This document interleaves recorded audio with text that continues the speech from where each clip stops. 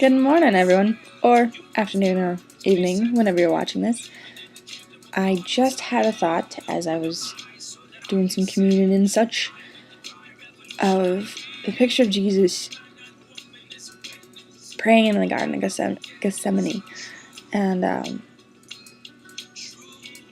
just the fact that all his disciples are sleeping. So it was late, really late, or extremely early in the morning, one of the two,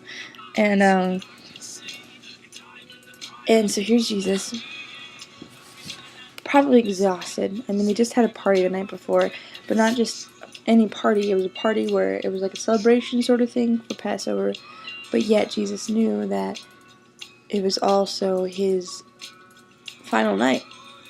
And that's, I don't know what I'd be thinking if it was my final night, but probably not that I wanted to deal with anything. And so here he is in the garden, and then praying, and he already knows that Judas left to go betray him. And in this time where he's praying and asking for strength and peace and saying to God that, and finally praying for us, and then asking God that if he would just take the cup away, if there is any way that God would just take the cup away, because God had the ability to, but this was the way it was to be done. And so Jesus said, but not my will, your will. The thing I was thinking was, he was saying, not my will, but your will, all the way up to that point.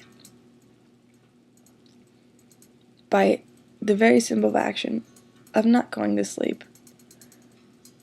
I've been very tired as of late, almost all the time, just tired. And I was thinking, if I knew something big was coming up, one of my ways to deal with things, my coping mechanisms, is sleep. Not exactly the best thing to do.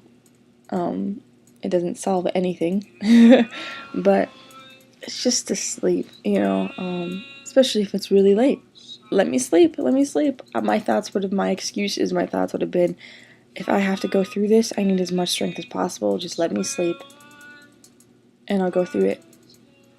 But he knew that he couldn't sleep.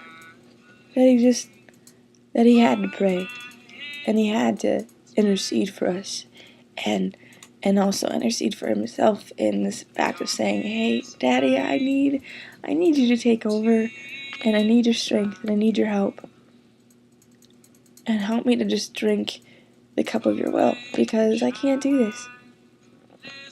And that thought just was kind of ridiculous to me this morning, because I was like, what should I do today, not that resting is such a bad thing, but I've been doing a lot of that last couple of days that I just felt like, I can just go back to sleep today, or just pop in movies and whatever, and then veg until I actually have to do something.